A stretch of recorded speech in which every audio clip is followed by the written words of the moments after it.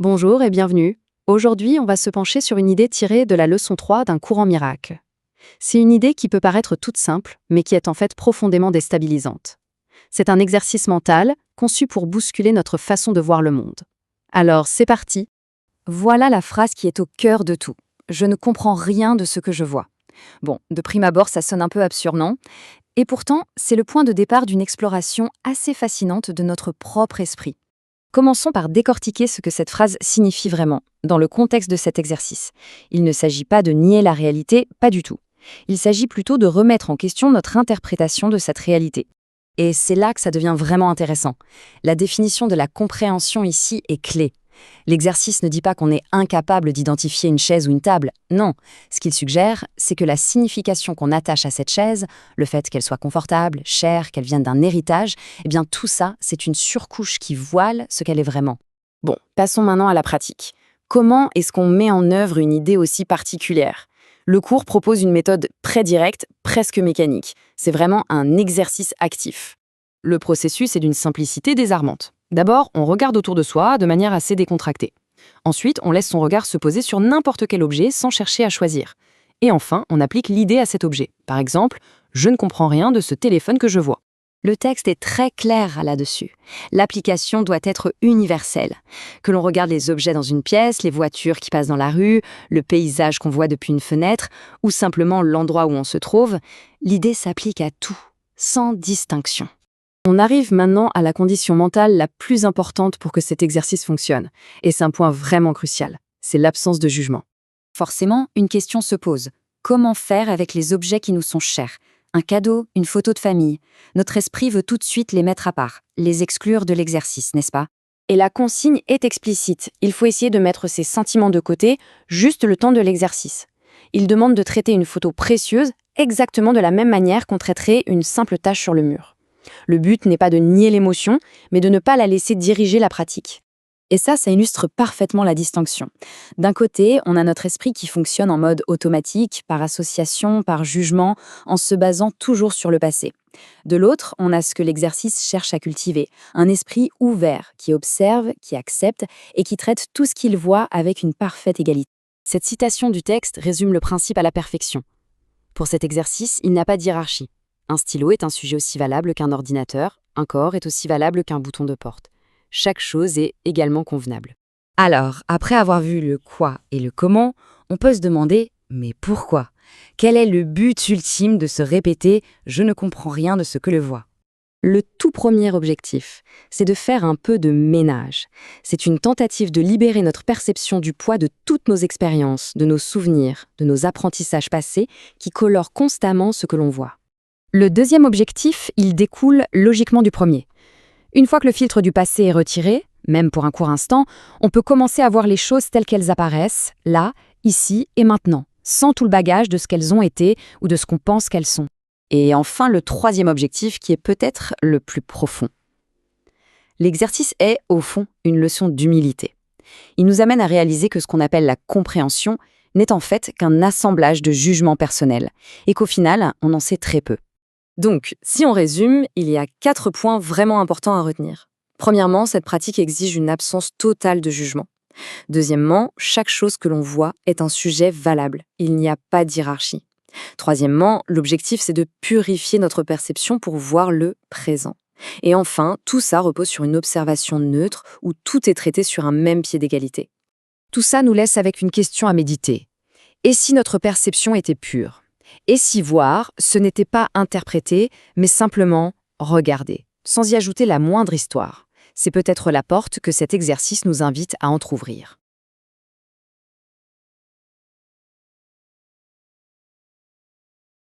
Bienvenue pour cette nouvelle exploration approfondie. C'est toujours un vrai plaisir de prendre le temps de se poser, d'ouvrir un document, de l'analyser sous toutes ses coutures et de voir comment il peut bousculer notre vision du monde. Tout à fait. Et je dois dire que je suis particulièrement impatient d'aborder le sujet d'aujourd'hui. Ah, tu m'étonnes. Le matériel source que nous avons sur la table aujourd'hui est, disons, assez inhabituel. Ceux qui nous écoutent ont l'habitude qu'on dissèque des articles de fond, des essais hyper complexes ou des recherches monumentales. C'est vrai qu'on a tendance à aimer les gros dossiers. Voilà, exactement. Mais aujourd'hui, on fait tout l'inverse. On s'attaque à un texte qui est extrêmement court. Très court, oui, mais d'une densité assez incroyable. C'est le moins qu'on puisse dire. Il s'agit d'un extrait très spécifique, la leçon 3, tirée du livre Un cours en miracle. Et notre mission pour cette session, décrypter ce qui ressemble à une vraie gymnastique mentale et perceptive complètement radicale. Radical est vraiment le mot juste, oui. L'idée centrale, c'est de comprendre comment désapprendre, comment faire table rase de ce que l'on croit savoir sur notre environnement immédiat pour réussir à le regarder avec des yeux totalement neufs. C'est un défi de taille. Parce que, franchement, à la première lecture, ça ressemble à une vraie gymnastique. Une gymnastique de l'esprit très déroutante, oui. C'est une démarche qui va totalement à l'encontre de nos habitudes, et c'est justement pour cela qu'elle mérite qu'on s'y arrête longuement aujourd'hui. Surtout dans le contexte actuel, non? Exactement. Pour notre public, qui est souvent composé d'esprits curieux, toujours avides de comprendre, d'emmagasiner de nouvelles données et d'élargir leurs connaissances, l'idée même de désapprendre, ça peut sembler presque contre-productif au premier abord. C'est vrai qu'on nous pousse toujours à accumuler. On vit dans une époque où l'on valorise l'accumulation en permanence.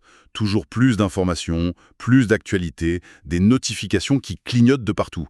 L'esprit humain est devenu une sorte d'éponge qui ne s'arrête littéralement jamais de s'imprégner. Et le souci, c'est quand l'éponge est pleine. C'est ça, le problème, c'est que cette éponge finit par saturer.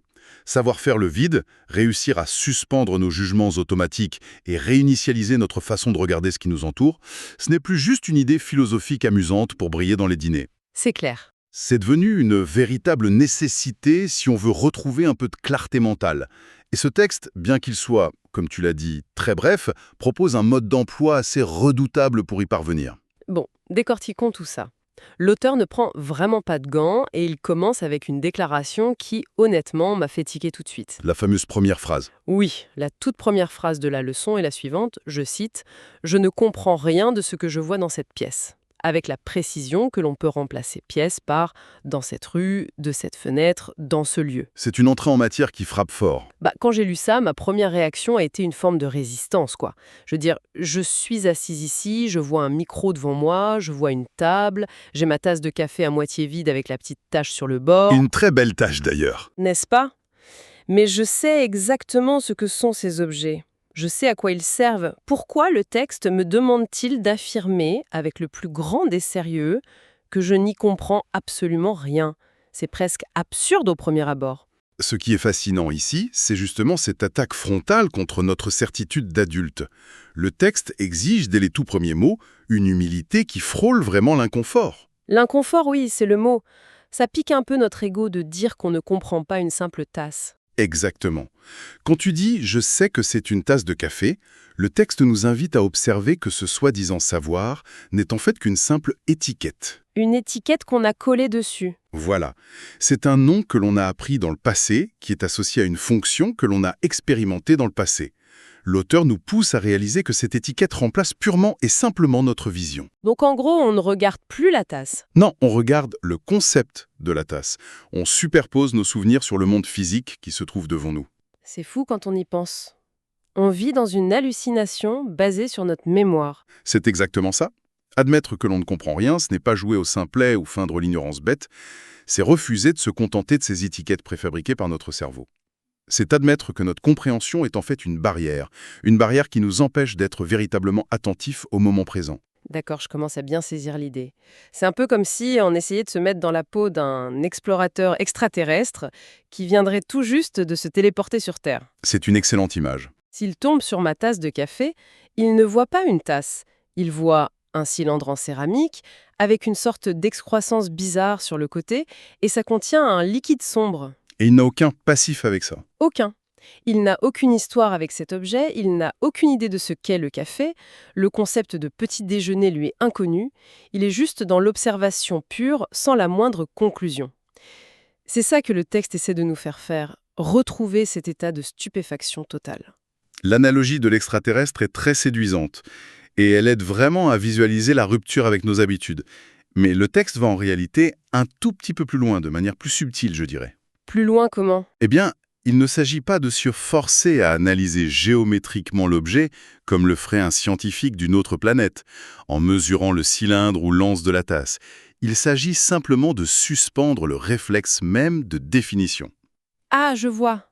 Ne pas chercher à décrire, juste regarder. Exactement. C'est ce que l'auteur appelle l'absence de distinction dans les instructions qui suivent. Le texte est d'ailleurs très direct sur la méthode. Il demande d'appliquer cette idée, je cite, sans faire aucune sorte de distinction, et il précise bien que quoi que ce soit que tu vois devient un sujet convenable. Un sujet convenable. Oui, il insiste pas mal là-dessus.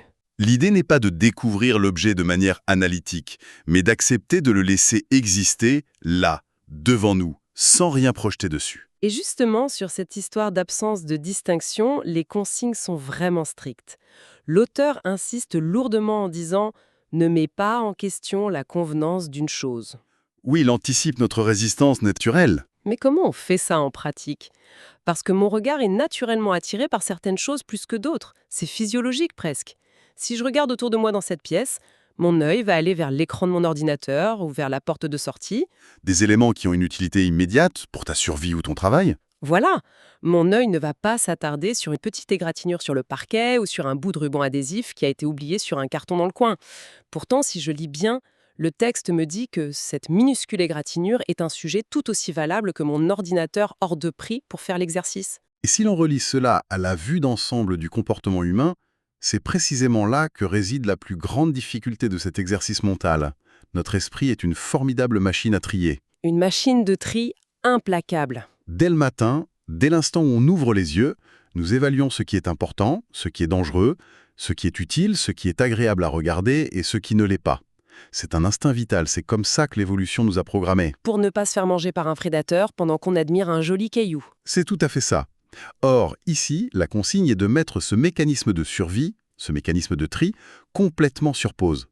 L'auteur le précise d'ailleurs explicitement, je le cite, « Ce ne sont pas des exercices de jugement. N'importe quoi est convenable si tu le vois. » Il n'y a donc plus aucune hiérarchie. Plus aucune. Dans cet espace de perception que propose le texte, une œuvre d'art inestimable accrochée au mur et la poussière accumulée sur la plinthe juste en dessous ont rigoureusement la même valeur. Ils sont tous les deux, et je reprends les termes exacts de la source, également convenables et donc également utiles. C'est fou de se dire qu'une tache de café a la même utilité qu'un tableau de maître pour accomplir cet exercice. Ça demande un lâcher-prise monumental. On est tellement habitué à donner de la valeur, à chiffrer, à évaluer les choses. Et le texte ne s'arrête pas là, il pousse le bouchon encore plus loin. C'est là que ça devient vraiment intéressant. Et honnêtement, c'est là où j'ai eu le plus de mal à suivre les instructions du texte sans me rebeller intérieurement. Ah, la fameuse étape de l'attachement. Oui, parce qu'il est assez facile, en faisant un petit effort de concentration, d'accepter qu'un trombone posé sur la table et une égratignure sur le mur ont la même valeur neutre. C'est juste de la matière inerte. Mais l'auteur aborde une catégorie d'objets bien plus complexe. Il s'attaque aux objets qui révèlent notre sensibilité. Les objets chargés. Le texte dit ceci. Certaines des choses que tu vois peuvent avoir pour toi une signification très émotionnelle. Et la consigne qui suit, franchement, elle est brutale. Il ne mâche pas ses mots. Il demande d'essayer de mettre de côté de tels sentiments et d'utiliser ces choses exactement comme tu le ferais de n'importe quoi d'autre. C'est effectivement le point de bascule de cette leçon. C'est le moment où ce qui ressemblait à un simple jeu mental de pleine conscience devient un véritable défi intime. Mais comment c'est humainement possible? Je veux dire, si mon regard se pose sur une photo d'un ami disparu ou sur un cadeau qu'on m'a offert à un moment clé de ma vie, l'émotion est immédiate, elle est fulgurante. Elle court-circuite la rationalité. Elle me frappe avant même que j'ai eu le temps de réfléchir. Je ne peux pas regarder cette photo de mariage ou ce souvenir d'enfance et me dire « Tiens, je vais traiter ça exactement comme la poignée de porte que je viens de regarder ». C'est sûr que ça heurte notre conception de nous-mêmes. L'auteur demande de mettre l'intime et le banal sur un strict pied d'égalité. Mais pourquoi exiger une chose pareille? Ça donne presque l'impression qu'on doit se transformer en robot insensible pour réussir la leçon. C'est une réaction très humaine et très compréhensible. On peut très vite avoir l'impression que le texte prône la froideur ou une sorte de détachement affectif absolu un peu morbide, mais il faut lire cette consigne à travers la logique interne de la leçon. Et quelle est cette logique? C'est une réflexion profonde sur le temps et sur la perception. Pourquoi nos émotions sont-elles perçues comme un obstacle ici?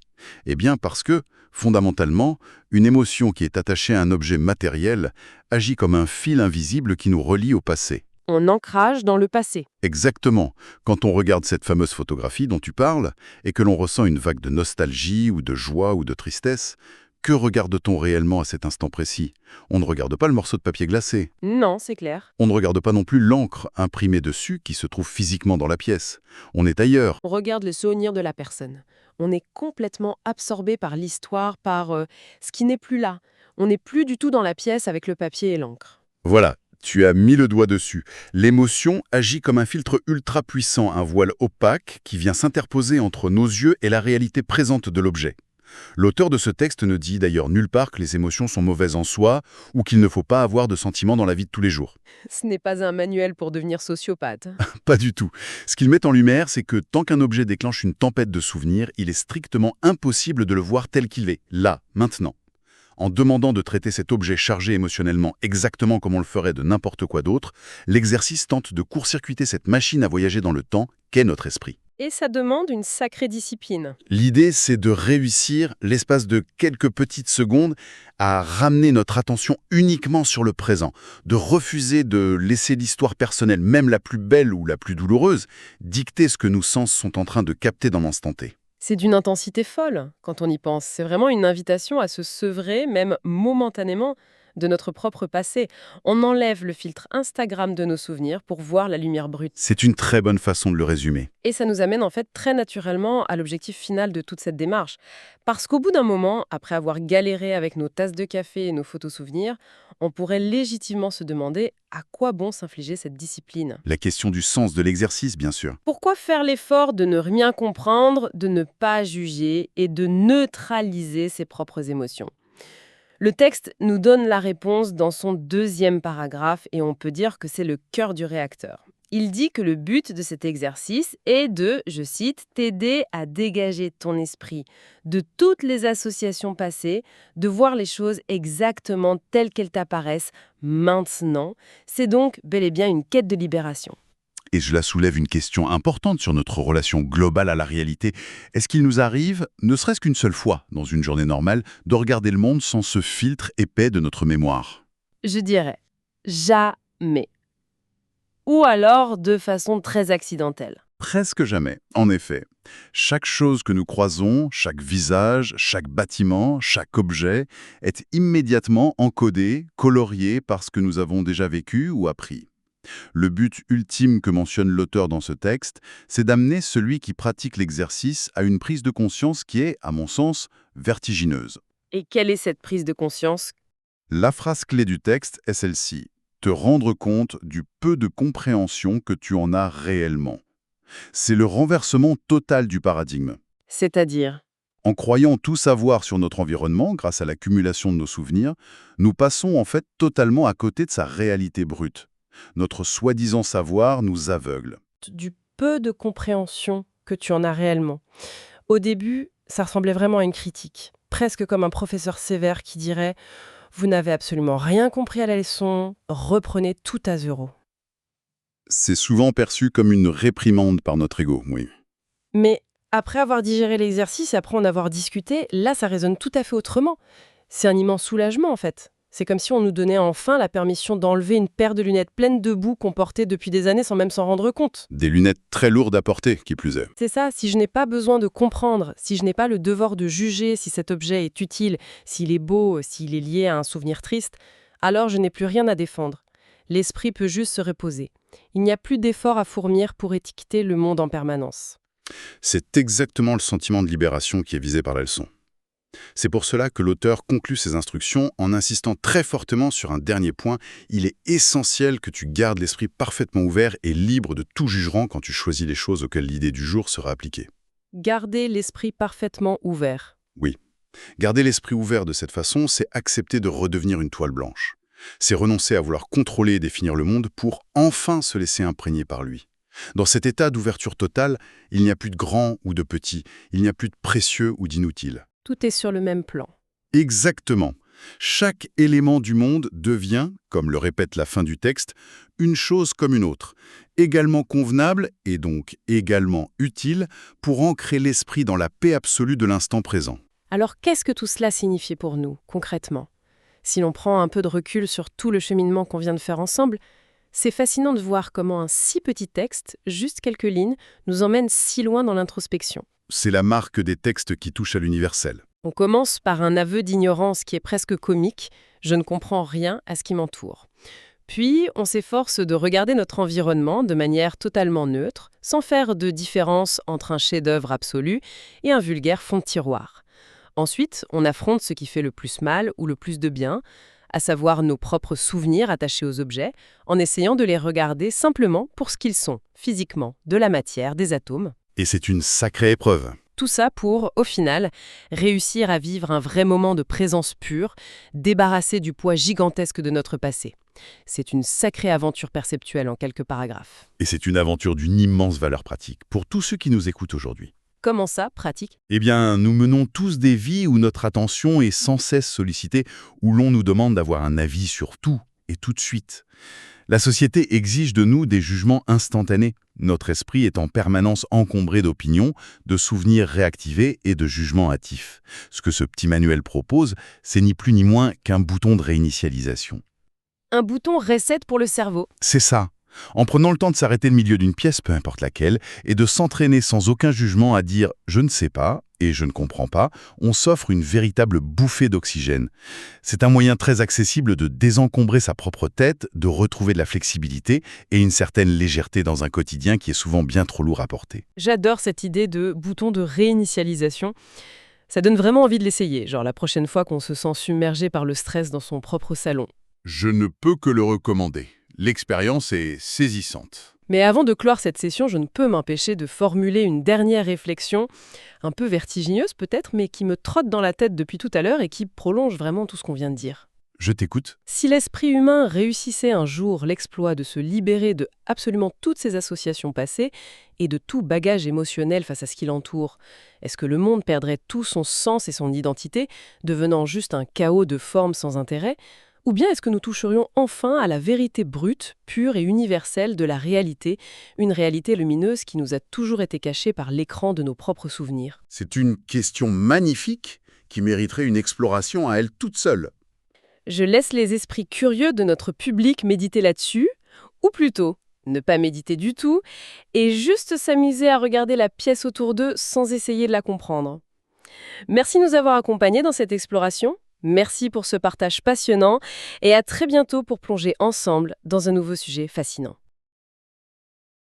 Ces podcasts ne constituent pas une interprétation officielle de Un cours en miracle. Ils ne prétendent ni expliquer le cours dans son entièreté, ni remplacer l'étude personnelle du texte.